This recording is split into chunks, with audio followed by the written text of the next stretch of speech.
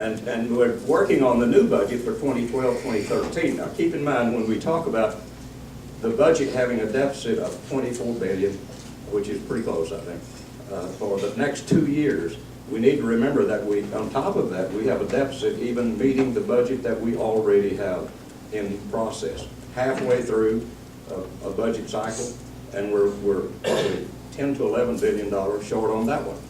So there's been some talk of using the rainy day fund. There is actually money. This is not smoke and it's not mirrors. There actually is money in a rainy day fund. Somewhere, I don't know, I think somewhere in the neighborhood of $11 billion. No, 18 billion, I'm sorry, $18 billion, which they're talking about using half of that.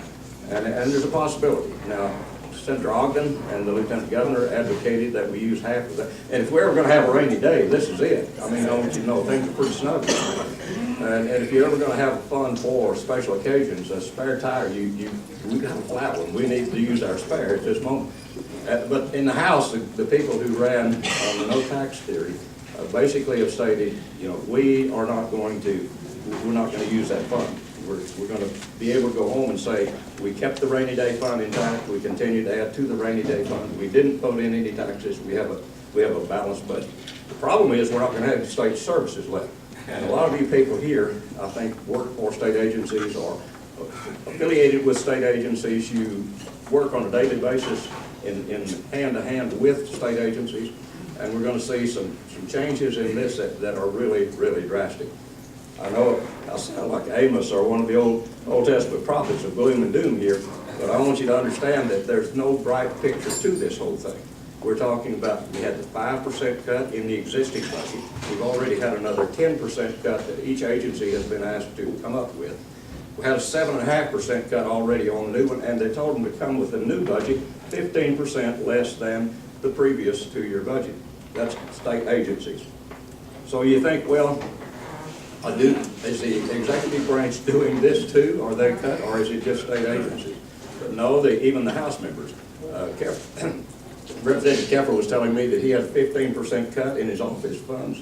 He has a 15% cut or 17% cut, I believe, in his committee funds.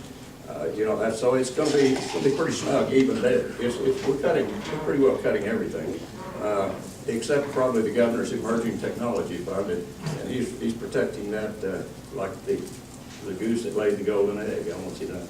And that's not setting well with Ogden. It's not setting well with Representative Fields. So I think there's going to be a lot of controversy before this is over. I've never seen a budget process move at the speed that it has this session.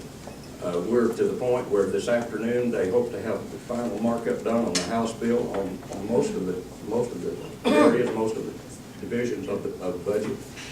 It's going to be pretty interesting to see what they do, and that budget basically is going to be similar to what you read about in the paper, the Legislative Budget Board. The Legislative Budget Board is made up of elected officials primarily, the governor, the lieutenant governor, the speaker of the House, the leadership, the Senate Finance Chair, the House Appropriations Chair, are basically who the Legislative Budget Board officers are. And then the staff comes up with the recommendations. Keep in mind that what you've read so far is the recommendation for a budget for the next 2 years. It's simply what has been recommended is we can do this and live within our tax revenue projection. And so it's going to be interesting to see how that really works out. Every agency is going to be severely cut. I work with a number of them. We're looking at TxDOT and its shakeup.